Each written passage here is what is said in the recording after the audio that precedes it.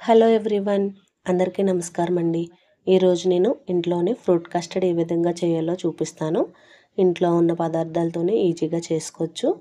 మీరు కూడా ట్రై చేయండి. ఫస్ట్ టైం చూసినట్లయితే ఖచ్చితంగా లైక్ చేసి సబ్స్క్రైబ్ చేయడం మర్చిపోవద్దు.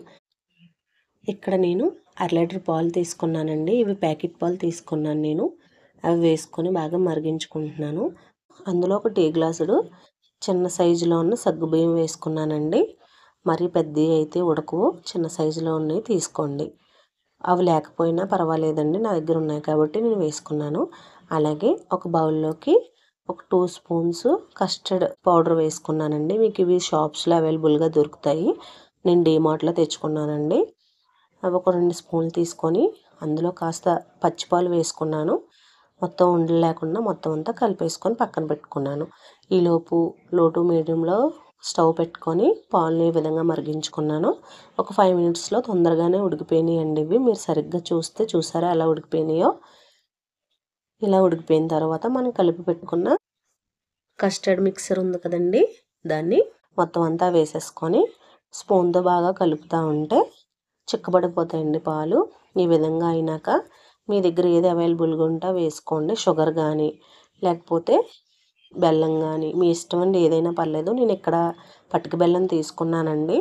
పటిక బెల్లం తీసుకొని వేసుకొని మొత్తం అంతా ఒకసారి కలుపుకున్నాక ఈ విధంగా వచ్చిన తర్వాత చూసారా చిక్కబడిందండి.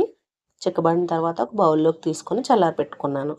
మీకు తొందరగా అయిపోవాలి అనుకుంటే కనుక ఫ్రిడ్జ్లో పెట్టేసుకుంటే తొందరగా చల్లారిపోతాయండి. పర్వాలేదు అనుకుంటే బయటే ఉంచుకోండి. బాగా చల్లారిన తర్వాత మీ దగ్గర ఏ ఫ్రూట్స్ అవైలబుల్గా ఉంటే అవి వేసుకోండి. నేను ఇక్కడ అరటిపళ్ళు, యాపిల్, అలాగే ద్రాక్ష, కొన్ని దానిమ్మ గింజలు, అలాగే కొన్ని ఒక 2-3 బాదం పప్పులు, జీడిపప్పులు వేసుకున్నానండి.